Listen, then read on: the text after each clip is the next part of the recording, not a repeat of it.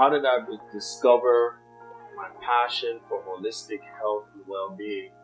When I think about it, I didn't choose the game chose me. It started off from coming from a family, an ancestry of healers, a modern day family of healthcare providers. So my environment, they say environment dictates your heredity. You're socialized, you're shaped by your environment. So by default, I had definitely had an inclination and awareness to health and well-being. And just being behind the scenes, there were things that led me to move away from, but still see the value in conventional medicine.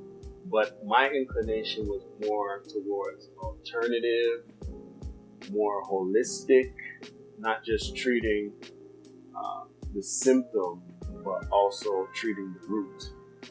And just believing in the fact that the true medicine cabinet is in our kitchen, and realizing that whatever habits have led to the disharmony, there's no pill that's going to replace the actual replacing of that habit.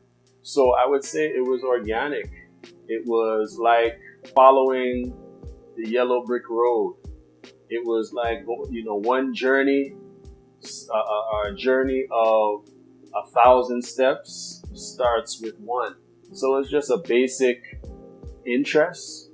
And as I started to unravel, discover, walk on this path, my appetite, my interests got greater and greater. And it's still unfolding. But I look at myself as a healer, and I believe that I have to bear it to share it. Well-being, I would say there was always an unconscious competence. There was always this inclination to try to be healthier.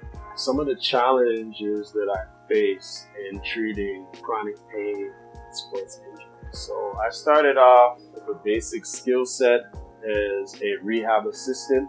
As a rehab assistant, you assist physiotherapists, you assist occupational therapists. So with physios, there's the remedial exercises, there's the, exercises you give for a strained back, a strained neck, or if they've been in a car accident. There's a series of exercises that we do so that we can strengthen weak muscles and stretch tight muscles, or exercises to help reduce inflammation, right? Or to maintain mobility, right? So that's it. Or we use ultrasound, IFC, ice, heat, so on and so forth. I realized that as you work with chronic illness, with the basic toolbox that I had as a rehab assistant, you always are aware that you reach a plateau of your ability to treat, which led me to become a registered massage therapist. I made a lateral movement. So I put that tool in my toolbox. And then as a registered massage therapist dealing with clinical massage, more manual therapy, you realize that there are some conditions you can treat, a lot of musculoskeletal issues, of course, with integrated, cooperative, proactive self-care.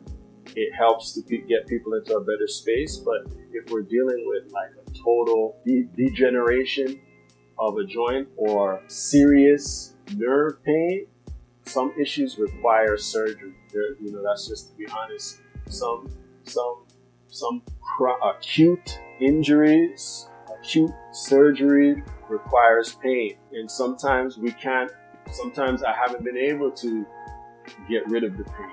But sometimes I've been able to help people reduce their pain. The pain was manageable so that they could productively do their activities of daily living. There was a pain that was quite disruptive and would arrest their ability to do anything from work to just basic household duties. But then there was a level of pain that was easier for them to cope with and perform activities of daily living. There's been many challenges There's been the challenge of just being a new practitioner and not fully understanding how to release fascia or how to release or even to do acupuncture or exercises. But through time and experience and being around a host of wonderful practitioners in my journey, you grow. So you become proficient in solving a certain set of issues. And there's always a curveball. There's so many factors when you're dealing with a person. You know, in traditional Chinese medicine, they say one disease can have 100 treatments, and one treatment can treat 100 diseases. So there's so many factors. Sometimes age is a factor in the ability for the body to heal. Sometimes age is not a factor if you're dealing with somebody young, but then also it's the severity of the injury. But one of the big things that I came across is sometimes the challenge was not just treating the condition, but treating the person. The person is holistic, and through practice, I realized that physical pain or physical well-being impacts mental, emotional, social, environmental, and even spiritual, which led me to get into traditional Chinese medicine. So there's always challenges in treatment. I haven't figured it out yet, everything, but I've become proficient in treating chronic pain, acute pain, sports-related injuries, weekend warrior challenges, insomnia, gastrointestinal issues, and anxiety. Because oftentimes with chronic pain, you know, there's the pain that's tolerable, that only lasts for a couple of days, lasts for a week. But then there's this pain that is quite disruptive. Sometimes it's trauma. If it's a traumatic experience, sometimes the pain meds that you have to take in conjunction with alternative therapies disturbs your sleep or disturbs your stomach, or the trauma causes you anxiety. So how am I managing my personal life and my business life? I'm not doing extremely good. I'm not doing extremely bad. It's a balancing act, and I'm struggling for the balance. And from what I understand is that I have to work smarter, not harder. And there are certain systems in place, certain plans in place, so I have a greater autonomy of my time. So maybe we'll do a review on that. That's a good topic. How do we balance our personal life and our business life? And I believe that I gotta bear it to share it. I gotta bring it to sling it. So that's a challenge, to tell you the truth.